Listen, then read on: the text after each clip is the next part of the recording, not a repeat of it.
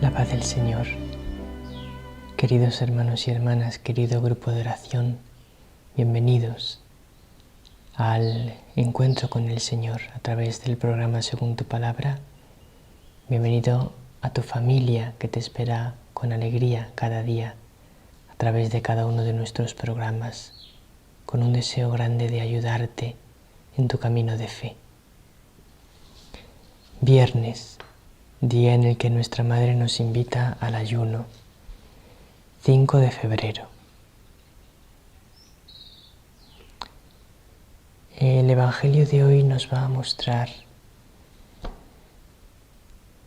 la inmensa fuerza que tiene en algunas ocasiones el mal. En el Evangelio de hoy vamos a leer la muerte, el martirio de Juan el Bautista, cómo Herodes lo hizo decapitar.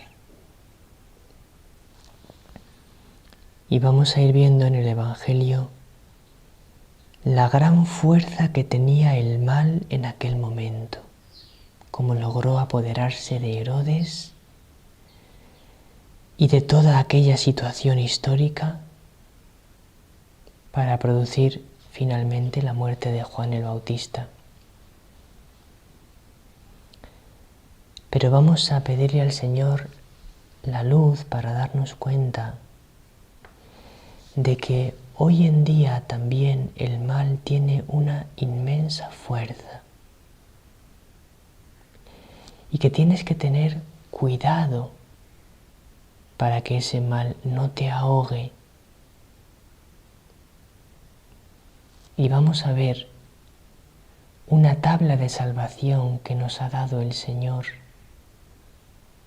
para que el mal que hay en el mundo tan fuerte y tan extendido no te venza, no nos venza.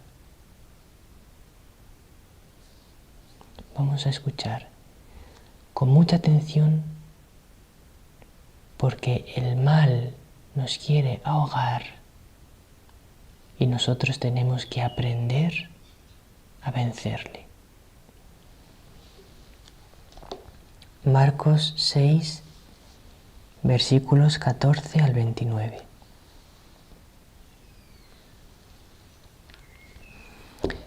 En aquel tiempo la fama de Jesús se había extendido. El rey Herodes oyó hablar de él. Unos decían: Juan Bautista ha resucitado y por eso los poderes actúan en él. Otros decían: es Elías. Otros: es un profeta como los antiguos. Herodes, al oírlo, decía: es Juan, a quien yo decapité, que ha resucitado. Es que Herodes había mandado prender a Juan y lo había metido en la cárcel, encadenado. El motivo era que Herodes se había casado con Herodías, mujer de su hermano Filipo, y Juan le decía que no le era lícito tener la mujer de su hermano.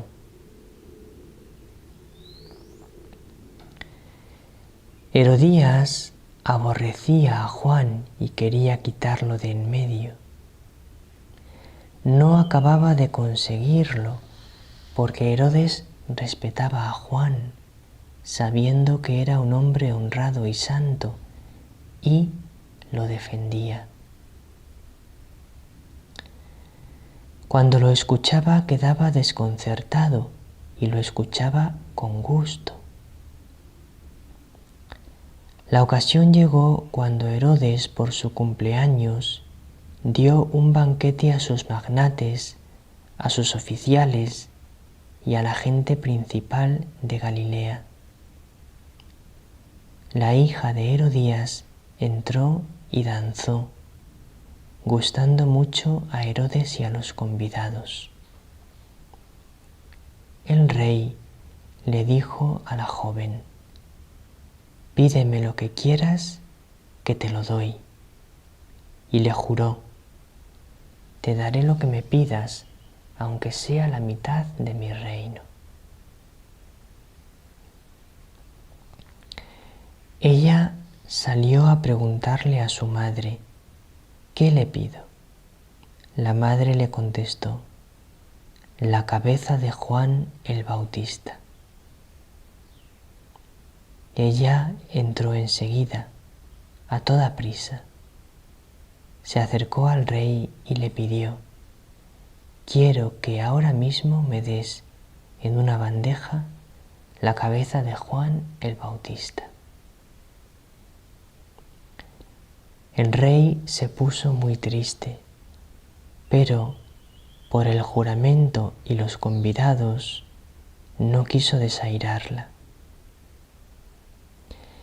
Enseguida le mandó a un verdugo que trajese la cabeza de Juan. Fue, lo decapitó en la cárcel, trajo la cabeza en una bandeja y se la entregó a la joven. La joven se la entregó a su madre. Al enterarse sus discípulos, fueron a recoger el cadáver y lo enterraron.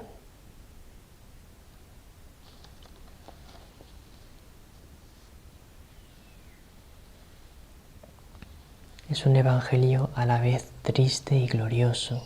Triste porque vemos el gran poder del mal, la maldad del corazón de los seres humanos, hasta dónde es capaz de llegar.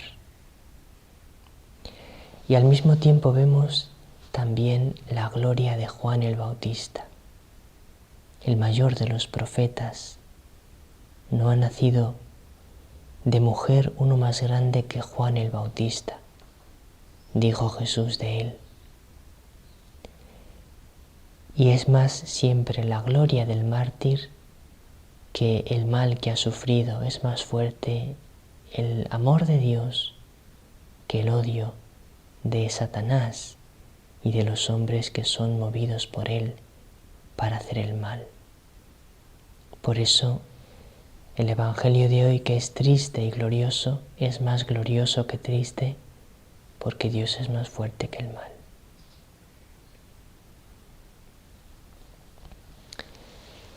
El mal fue ahogando a Herodes poco a poco. Primero se casó con Herodías, que era una mujer divorciada. Estaba divorciada del hermano de Herodes. Y entonces Herodías se divorció de su marido y se casó con otro, con Herodes. Y Juan el Bautista, fiel a la ley de Dios, decía a Herodes: no puedes casarte con una mujer divorciada, porque Herodías está casada con tu hermano. Y le reprendía por eso con fuerza, le reprendía públicamente. Decía que eso era un pecado que no se podía hacer.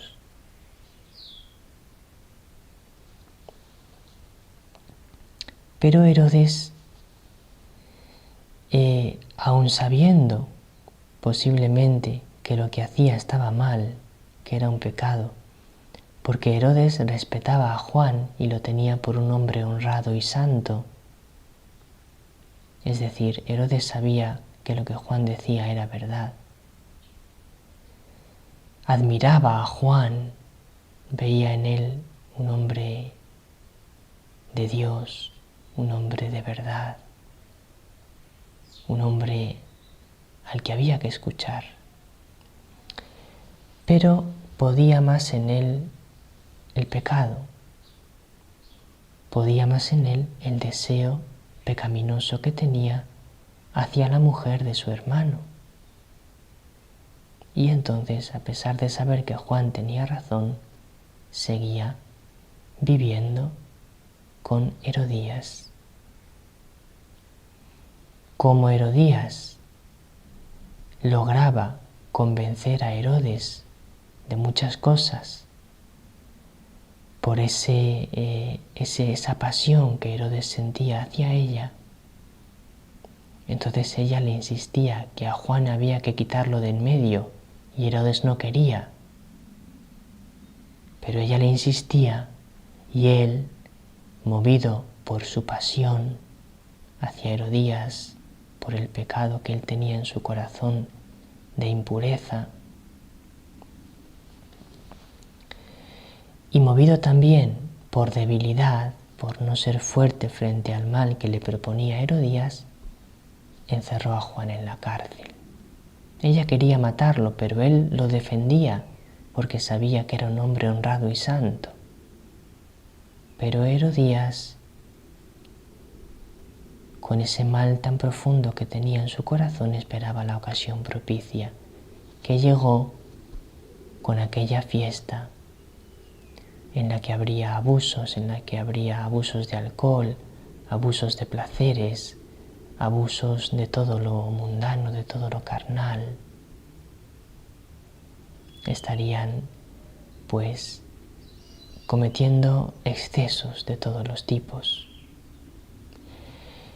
Y entonces, ya lo hemos escuchado, la hija de Herodías danza, posiblemente una danza impura, una danza provocativa, porque muchas veces el demonio engaña a los seres humanos a través del pecado de impureza.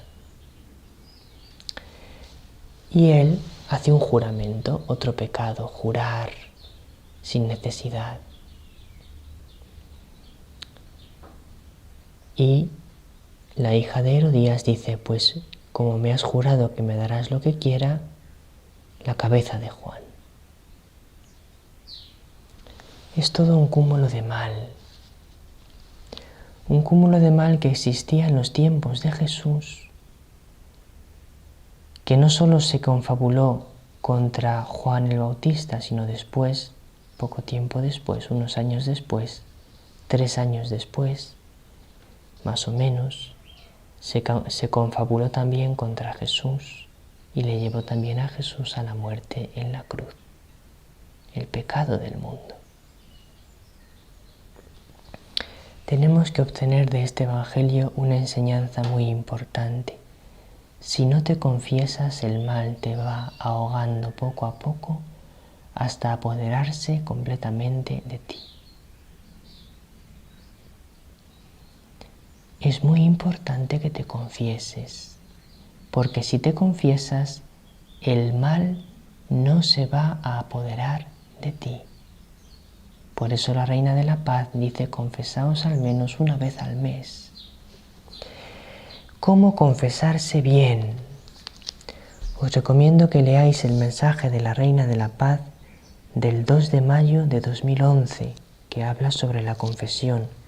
Vamos a orar con él en el programa Conversando con Dios de hoy. Y ahora vamos a leer unos números del compendio del Catecismo, este libro más pequeñito que el Catecismo. El Catecismo es un libro grande y os recomendamos que lo tengáis y que lo leáis. Y también el compendio, que es un resumen del Catecismo. ¿Qué dice el compendio del Catecismo de la Iglesia Católica sobre cómo confesarse bien? Lo tenéis en los números 302 al 306 del Catecismo, del compendio del Catecismo. Y en el Catecismo lo tenéis en los números 1448 a 1460. ¿Cómo confesarse bien? Número 302 del compendio del Catecismo. Los elementos esenciales del sacramento de la reconciliación son 2. Los actos del que se confiesa y la absolución del sacerdote. Bien, ¿qué tiene que hacer quien se confiesa para confesarse bien? Número 303. Un diligente examen de conciencia, primero. Segundo, la contrición o arrepentimiento. ¿Qué es perfecta cuando está motivada por el amor a Dios, si estás arrepentido por puro amor a Dios, o imperfecta cuando se funda en otros motivos. Es una contrición, un arrepentimiento imperfecto si no es solo por puro amor a Dios, pero también es válido ese arrepentimiento. Y ese arrepentimiento incluye el propósito de no volver a pecar. Para confesarse bien hay que estar arrepentido de los pecados, lo cual incluye el propósito de no volver a pecar.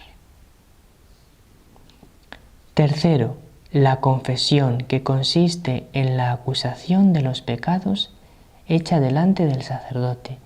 Tienes que decirle todos los pecados graves que has cometido, todos.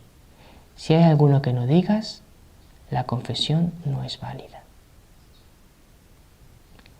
Y cuarto, la satisfacción, es decir, el cumplimiento de ciertos actos de penitencia que el propio confesor impone al penitente para reparar el daño causado por el pecado.